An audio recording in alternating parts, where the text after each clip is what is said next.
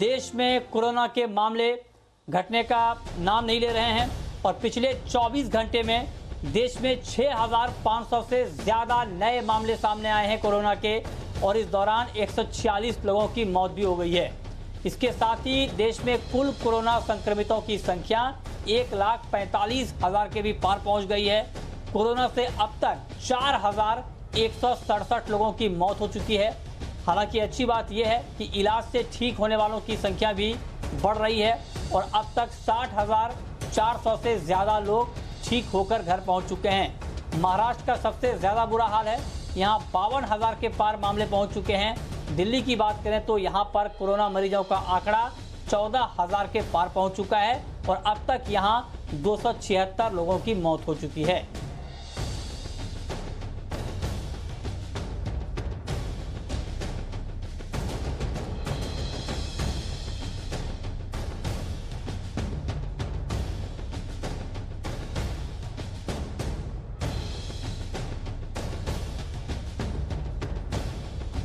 और कोरोना पर ground report के साथ हमारे 3 संवाददाता हमारे साथ इस वक्त जुड़ रहे हैं। हमारे साथ दिल्ली से हैं समीर दीक्षित, मुंबई से हैं सुबोध मिश्रा और अहमदाबाद से हैं अमित राजपूत। सबसे पहला सवाल सुबोध आपसे ही, क्योंकि मुंबई के हालात लगातार बिगड़ते जा रहे हैं, लगातार नंबर बढ़ रहे हैं। तमाम कोशिशों के बावजूद आंकड़े कम नहीं हो रहे हैं, रोज के रोज आंकड़े बढ़ रहे हैं और तेजी से बढ़ रहे हैं। तो क्या सरकार के अंदर अभी चल रहा है, क्योंकि अब तो फ्लाइट का ऑपरेशन भी शुरू हो गया है, क्या कुछ नया चल रहा है? क्या अंदर कोई बातचीत, क्या चर्चा हो रही है? कैसे काबू में होगा? कब तक काबू में आने की उम्मीद अधिकारी या सरकार की तरफ से हो रही है? बिल्कुल मृत्युंजय जी, सबसे बड़ी बात यह है कि ये बात तो तय है कि जिस तरह से बदस्तूर जो कोरोना संक्रमित मरीजों की संख्या है वो बढ़ रही है। पिछले दिनों जो हम महाराष्ट्र के मुख्यमंत्री उद्धव ठाकरे हैं, उन्होंने भी इस बात को स्वीकार भी किया कि जो संख्या बढ़ रही है। हालांकि उन्होंने ये बात भी बोला कि जिस तरह से उम्मीद की जा रही थी उस हिसाब से कम है, संख्या कम है। जिस तरह से केंद्रीय जो वहाँ टीम आई थी, केंद्र से टीम आई थी, उसका ये मानना था कि मई के आखिरी तक तकरीबन 1.25 लाख से 1.5 लाख तक हो जाएगा, लेकिन इतना तक नहीं है। लेकिन इस बात को कोई भी नहीं मना कर सकता है कि ये जो संख्या है ये बहुत तेजी से बढ़ रही है और आने वाले समय में अपने पीक की तरफ जाती हुई दिख रही है। इसी सबको लेकर के अभी मुंबई और महाराष्ट्र, मुंबई से जहां से बीएमसी है और वहीं महाराष्ट्र सरकार जो है, इनके आपसी सामंजस्य से सबसे बड़ी बात है कि मेडिकल जो सुविधाएं हैं उनको लेकर के ये लोग इस समय ज्यादा इनका ध्यान है। इसको लेकर के इनका कहना है कि लगभग 2,000 का जो सबसे बड़ा केयर सेंटर जो है गोरेगांव में नेस्को जो पार्क है वहां पर बनाया गया है और वहां पे आज से एडमिशन भी चालू हो जाएंगे। इसके अलावा जो महालक्ष्मी रेस कोर्स है वहां पर भी करीब 300 बेड्स का है एक बनाया गया है, केयर सेंटर बनाया गया है। एमएमआरडीए ने भी करीब 1,000 से ऊपर के बेड्स का बनाया हुआ है, केयर सेंटर बनाया है। और जहां तक अभी तक जो समस्या जो अब धीरे-धीरे जो सामने आ रही है वो यही आ रही है कि बेड की उपलब्धता, क्योंकि मरीज जो बढ़ रहे हैं, मरीजों के बढ़ने की वजह से निश्चित तौर पे अस्पतालों में बेड नहीं मिल रहे। इस वजह से ही बीएमसी ने भी इस तरह का एक आदेश दिया हुआ है कि जितने भी प्राइवेट हॉस्पिटल हैं, वहाँ के जो बड़े-बड़े हॉस्पिटल हैं, वहाँ के करीब 80% जो बेड्स हैं, उनकी वो बीएमसी के अधिकृत में दिए जाएँ, ताकि जो कोविड-19 से भी संक्रमित है या फिर इमरजेंसी है, वो उनके थ्रू वहाँ पर एडमिट हों। हालाँकि उसकी जो चार्जेस हैं, वो भी बीएमसी देने को तैयार है, लेकिन इससे सबसे बड़ी जो समस्या जो आने वाले समय में आने की जो संभावना है, वो ये है लोगों को बेड की उपलब्धता। इस पे बहुत ज़्यादा ध्यान दिया जा रहा है। वहीं सबसे बड़ा मृत्युंजय जी अभी भी जो बना हुआ है सबसे बड़ा एक खतरा जो बोल सकते हैं, वो यही बना हुआ है कि जो छोटी-छोटी घनी बस्तियाँ हैं, वहाँ पर जबकि काफ़ी ज़्यादा कोशिश ये की जा रही है कि उन बस्तियों में ज़्यादा से ज़्यादा सैनिटाइज़ेशन किया जाए, लोगों को अवेयर किया जाए और सोशल डिस्टेंसिंग का पालन भी किया जाए। लेकिन अभी भी वहाँ से इस तरह की अभी भी खबरें आ रही है कि वहाँ से ही सबसे ज़्यादा संक्रमित मरीजों की संख्या बढ़कर आ रही है। हालाँकि थोड़ा बहुत जो लॉकडाउन में जो ढील जो हुई है, उसका भी काफ़ी असर देखने को मिल रहा है। जो लोग बाहर जो निकले हैं, वो लोग भी अभी भी सोशल डिस्टेंसिंग का उतना पालन नहीं कर पा रहे हैं, तो निश्चित तौर पे उसका भी असर संक्रमित मरीजों की संख्या बढ़ने पर पड़ रहा है। इशारे इशारे में पिछले दिनों जो है जो सीएम जो है उद्धव ठाकरे उन्होंने भी इस बात को कहा है कि हो सकता है कि अगर ये संख्या नहीं बढ़ती है तो लॉकडाउन को भी बढ़ाया जाए। इसका मतलब है तय है कि जो सरकार है वो पूरी तैयारी किए हुए है कि ये जितनी भी अगर ये संख्या बढ़ती गई तो हो सकता है लॉकडाउन को आगे बढ़ाया जा सके। मृत्युंजय। ओके, ठीक है। तो ये मुंबई की अपडेट। अब चलते हैं दिल्ली। दिल्ली से हमारे संवाददाता समीर दीक्षित हमारे साथ बने हुए हैं। समीर, दिल्ली में भी 14,000 के पार पहुंच चुका है आंकड़ा, और अब तक 276 लोगों की मौत हो चुकी है। दिल्ली में ज्यादा छूट दी गई है, क्या कुछ चल रहा है वहां? क्या बातचीत हो रही है कोरोना के आंकड़ों को लेकर? क्या नई तैयारी?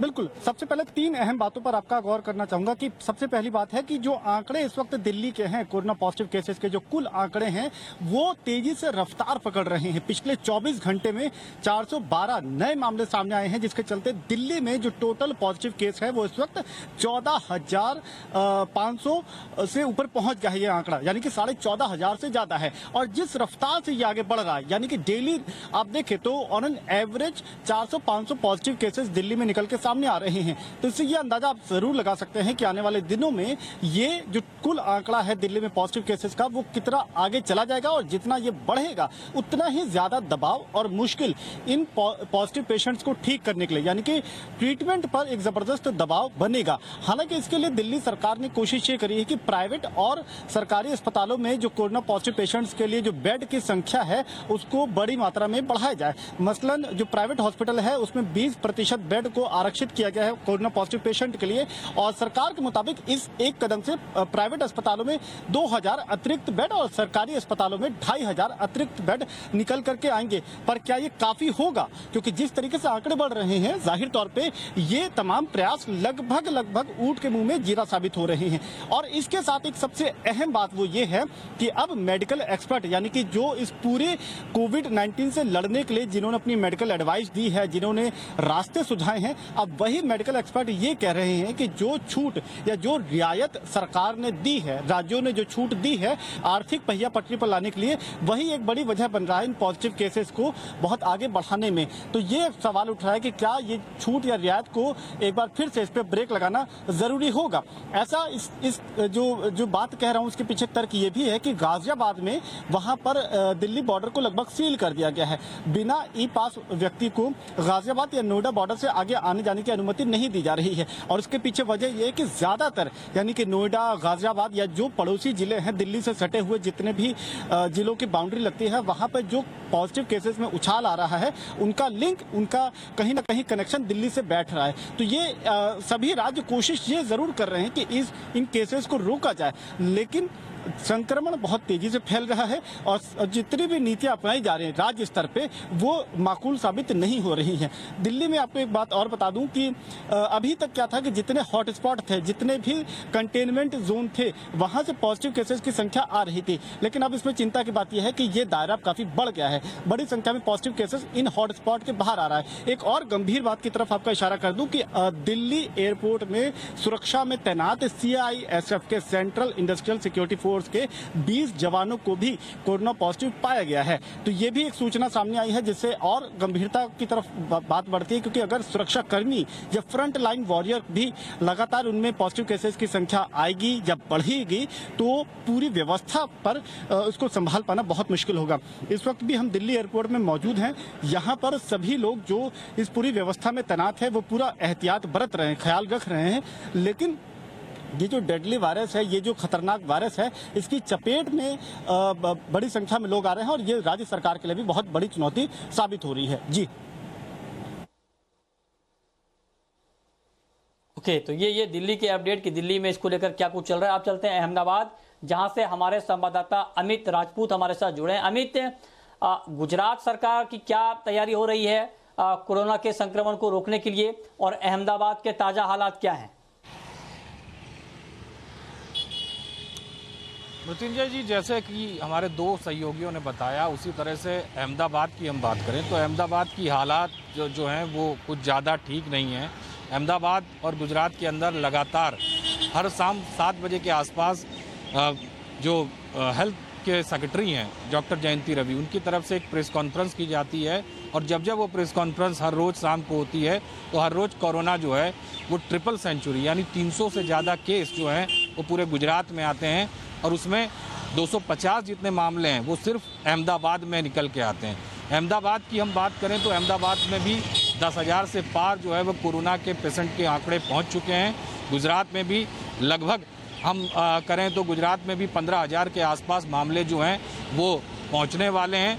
शाम को जब प्रेस कॉन्फ्रेंस होगी तो ये स्पष्ट हो जाएगा कि आज 15,000 से भी ज़्यादा आंकड़े जो हैं वो गुजरात में दर्ज हो जाएंगे, क्योंकि लगातार गुजरात सरकार टेस्ट ज़्यादा कर रही है और उसी वजह से जो आंकड़े हैं कोरोना पॉजिटिव पेशेंट्स के वो लगातार सामने आ रहे हैं। प्रशासन चुस्त है, मुस्तैद है। मुख्यमंत्री विजय रूपानी जो हैं वो पूरी कार्यवाही जो है इस चीज़ को लेके कर रहे हैं कि कोरोना वायरस के सामने लड़ाई जो है वो एकजुटता से लड़ी जाए और उसी को लेके प्रशासन ने पूरी तैयारियां की हैं। अहमदाबाद के जितने भी सरकारी अस्पताल हैं उन सारे सरकारी अस्पतालों में लगभग कोरोना पेशेंट जो हैं वो बहुत बड़ी संख्या में हैं और काफ़ी ऐसे लोग जो हैं उन्हें सेल्फ क्वारंटाइन करने की भी सलाह जो प्रशासन ने दी थी, तो काफ़ी लोग सेल्फ क्वारंटाइन भी घर में हैं।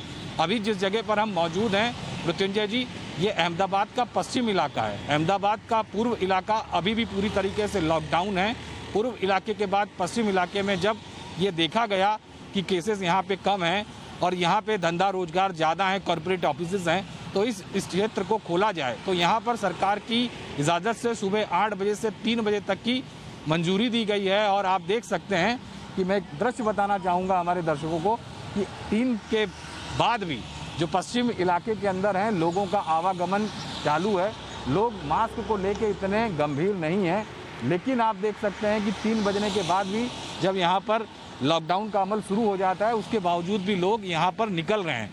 सबसे बड़ी बात ये बताना चाहूँगा मृत्युंजय जी कि जब यहाँ पर लॉकडाउन खोला गया अहमदाबाद पश्चिम में, उसके बाद से लगातार अहमदाबाद पश्चिम में 100 से ज़्यादा केस जो हैं प्रतिदिन आ रहे हैं। तो सरकार की मुश्किलें हैं वो बढ़ गई हैं, उसे किस तरह से रोकना ये एक बड़ा चैलेंज हो गया है, क्योंकि पूर्व अहमदाबाद पूरी तरीके से बंद है, पश्चिम खोला गया है और पश्चिम में जिस तरह से हालात बढ़ते जा रहे हैं मृत्युंजय जी, तो सरकार जो है वो विचार विमर्श कर रही है क्या किया जाए, नई रणनीति नए एक्शन प्लान के साथ किस तरह से कोरोना के सामने लड़ाई पूरी तरीके से लड़ी जा सके। तो उसकी चिंता में सरकार कंटिन्यू है, काम कर रही है। और सबसे बड़ी ये बात है कि गुजरात के मुख्यमंत्री विजय रूपानी जो हैं वो राउंड द क्लॉक इस चीज़ को लेके केंद्र सरकार से संपर्क में हैं, खास करके क्योंकि गुजरात जो है वो प्रधानमंत्री नरेंद्र मोदी और गृह मंत्री अमित शाह का गृह प्रदेश माना जाता है, तो लगातार उनसे भी संपर्क में है। लगातार